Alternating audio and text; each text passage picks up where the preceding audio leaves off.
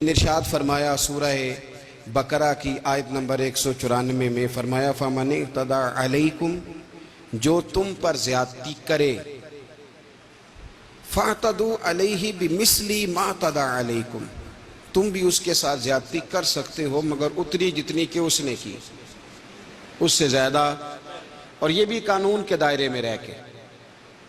تم اس پر مقدمہ کراؤ گے، حکومت وقت کے پاس جاؤ گے، خود جج بننے کی اجازت نہیں ہے، اتنی زیادتی کرو گے جتنی کسی نے تمہارے ساتھ کی۔ اور آگے جو لفظ ہیں وہ اور مزیدار ہیں، فرمایا وَاتَّقُوا اللَّهَ، اس میں بھی اللہ سے ڈرنا، مثل جتنی اس نے زیادتی کی اس کی مثل زیادتی کرنے میں بھی اللہ سے ڈرنا۔ اور یاد رکھو وَاعْلَمُوا أَنَّ اللَّهَ مَعَ الْمُتَّقِينَ، یہ جان لو کہ جو اللہ سے ڈرتے ہیں اللہ ان کے ساتھ ہی ہوا کرتا ہے۔ جب کوئی آپ پر شدید حملہ آور ہے، اس نے سخت سست کہا ہے، اب آپ کا رد عمل جوابی اقدام، اب پتہ چلے گا۔ میرے نبی کریم علیہ السلام نے صحابہ سے پوچھا تھا بتاؤ پہلوان کون ہوتا ہے؟ عرض کہ یا رسول اللہ جو کشتی کے میدان میں سامنے والے کو بچھاڑ دے پہلوان ہے۔ تو نبی کریم نے فرمایا نہیں بھائی، پہلوان تو وہ ہوتا ہے جسے جب غصہ آئے تو اپنے اوپر کنٹرول کر لے،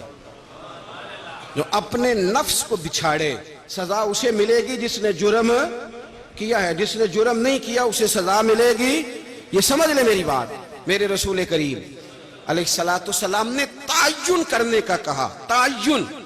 حضور علیہ السلام نے صحابہ کو وصیت فرمائی، فرمایا جب جنگ کرنے جاؤ تو اس پر تلوار اٹھانا جو تم پر اٹھائے، جو تم پر تلوار نہ اٹھائے اس پر تلوار نہ اٹھانا۔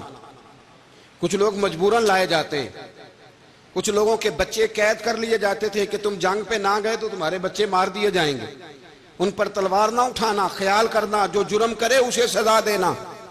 حضرت اسامہ بن زید رضی اللہ تعالیٰ عنہ فرماتے ہیں ہم جہاد کرنے گئے، ایک شخص پر میں نے تلوار اٹھائی اور جب میں اسے قتل کرنے لگا تو بول پڑا، کہنے لگا لا الہ الا اللہ محمد الرسول اللہ صلی اللہ علیہ وسلم۔ فرماتے میں نے اسے کہا کہ اب جان چھڑانے کے لیے کلمہ پڑھتے ہو، اب گردن پہ تلوار آئی ہے تو کلمہ یاد آ گیا ہے۔ میں نے دوسری دفعہ تلوار اٹھائی اور گردن اڑا دی اس کی۔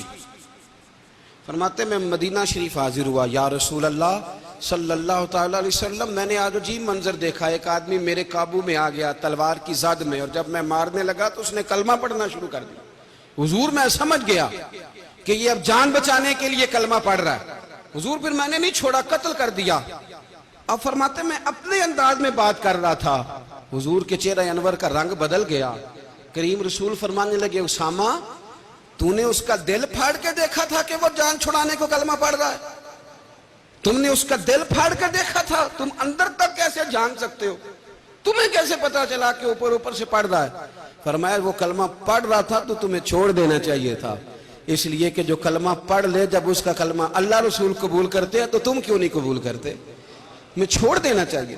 جس کی جتنی غلطی ہوگی ٹٹولا جائے گا، سزا مجرم کو ملے گی، مجرم کی ماں کو نہیں ملے گی۔ سزا مجرم کو ملے گی، مجرم کے باپ کو نہیں ملے گی۔ سزا مجرم کو ملے گی، اس کے بہن بھائیوں کو کبھی تانا بھی نہیں دیا جائے گا کہ تمہارے باپ نے یہ جرم کیا تھا، کبھی تذکرہ بھی نہیں کیا جائے گا۔ جس کا جرم ہوگا سزا بھی صرف اسے ملے گی، دوسرے کو سزا، اور اس میں بھی آپ دیکھیں گے کہ اس نے جرم کیوں کیا۔